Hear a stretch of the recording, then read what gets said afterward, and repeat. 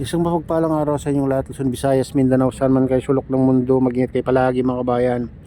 Dito naman tayo sa Manila Bay Reclamation Project upang mag-update mga kabayan. Ito pa sa malaking island mga kabayan ha. Oh. Medyo maganda-ganda ng panahon ngayon mga kabayan. Tingnan nyo, nagbublo ng kalangitan. Kahit sa kabilang sa ibang banda ay mapapag pa rin. Pero dito sa natin mga kabayan ay medyo maganda-ganda. Ayan o. Ito yung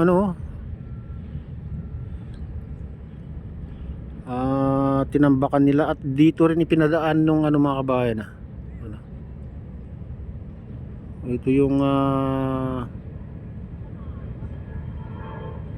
pipe. Dito yung pipe mga kabayan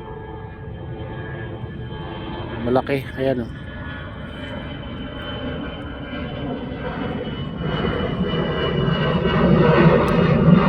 Ayan, nasa gilid yung pipe na malaki.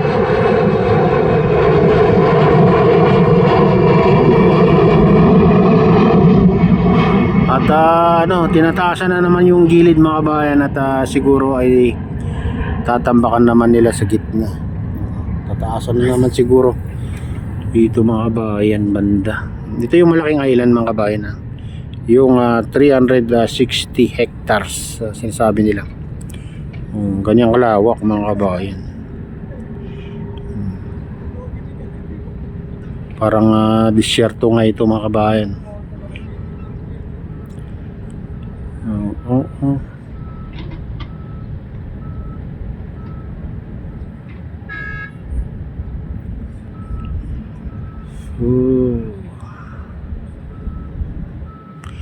Ayan, pinadaan sa gilid yung pipe na malaki. Lumulutang kasi yan mga kabayan. Parang may rubber.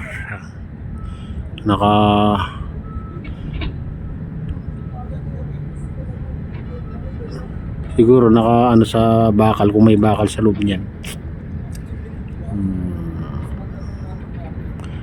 Kaya lumulutang sa tubig dagat mga kabayan yung pipe na yan na malaki. Siguro yung mga sulid na bakal siguro yun nasa sa buhangin mga kabayan. Ayun sa na pinagdudugtong din nila yan.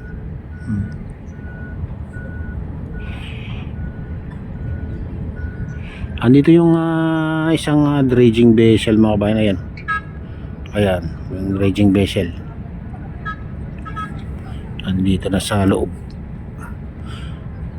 Bago tulay mga kabayan. Doon nung nakaraan nandun sa lampas ng tulay, pero meron din na dredging vessel doon na isa mga kabayan. Ayan yung orange ng parang poste at saka dito ito yung dredging vessel. At may nakita tayong pipe mga kabayan. Ewan ko lang kung nakakonect dyan yung pipe dito sa barko na to dredging vessel na ito.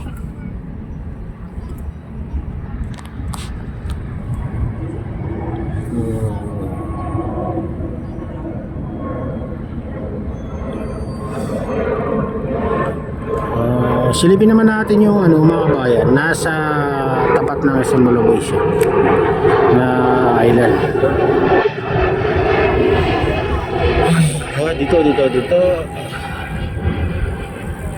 Dito naman mga kabayan, mayroon tayong nakikita tinambakan nila.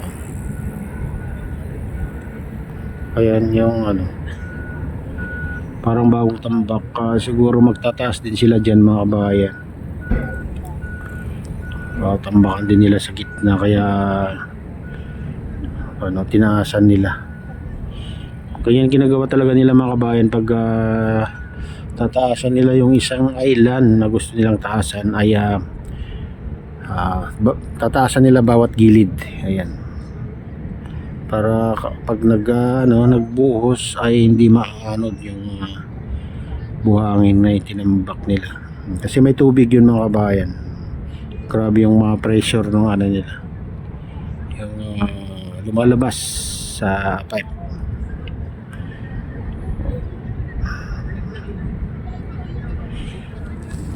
Ayan. Ito naman yung nasa tapat ng Simulubisia mga bayan. Makita nyo ito. Ito yung siwal ng MOA.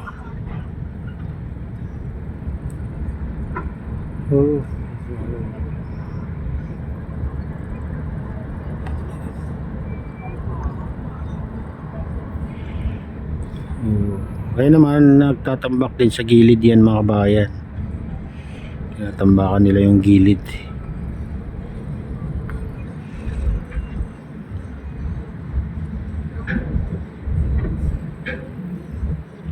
Baka ano rin yan, bubuhusan din nila pag natapos nilang matambakan lahat ng bawat gilid mga bayan.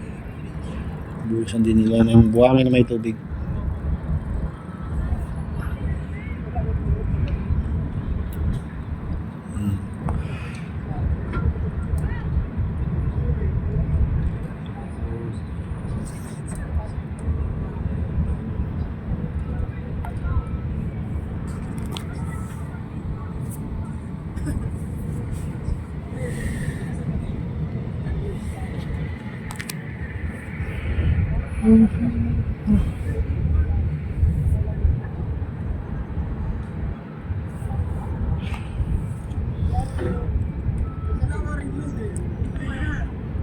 Hindi lang masyado kasi kita yung sa gitna mga kabayan kasi mataas naman dito mga gilid, saka parang na rin, mas mataas na rin yung reclamation kasi dito sa seawall ng SM Mall of Asia.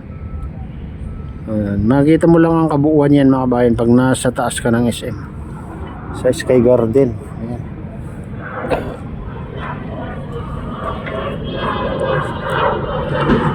Sky Garden.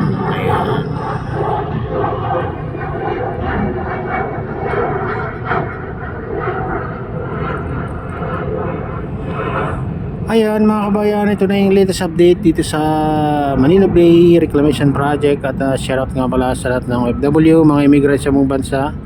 Shoutout sa inyong lahat mga idol, mga kabayan. Shoutout din sa lahat ng vloggers. Shoutout din sa lahat ng sumusuporta sa aking YouTube channel. Sana hindi kayo magsawang sumuporta. Ayan, shoutout din sa lahat ng viewers, mga nagla-like, silent subscribers, silent viewers, mega loud. Shout out sa inyong lahat mga idol. Shoutout din kay Kuya Iyo, kay Ate Lane, kay Kuya Rick sa aking misis. Sa utol ko dyan sa naluluway na si Nestor. Ayan, shoutout sa inyong lahat dyan sa naluluway. Shoutout din kay Kalip Pichel. Ayan. Shoutout din sa RGP Biker, sa Gubang Baykada. Ayan, sa Golden Bikers. Ayan. Shoutout din kay Ma'am kay Shadam at kay Freddy. Ayan. At pagpalain ka ng Diyos, ingat kayo palagi. God bless us all. Bye bye.